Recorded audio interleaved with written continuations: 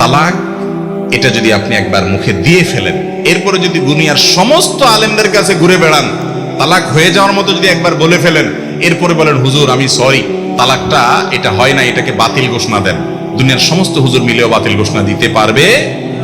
আমার জীবনে কত তালাকের মাসআলা দিতে গিয়ে যে চোখের পানি এসেছে সেটা বলার মতো না।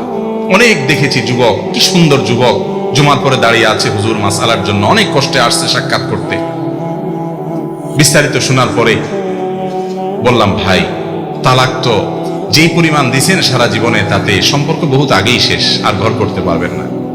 তখন চোখ দিয়ে পানি ছেড়ে দেয় যুবক, ছল ছল করে, হুজুর কোনো উপায় নাই? না ভাই কোনো উপায় নেই।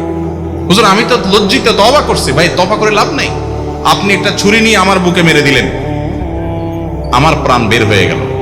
এরপরে আপনি যদি জিহ্বা কামড় দিয়ে বলেন ও সরি আমার তো ভুল হয়ে গেছে, আমি কি জীবিত হব? তালাকটা এরকম।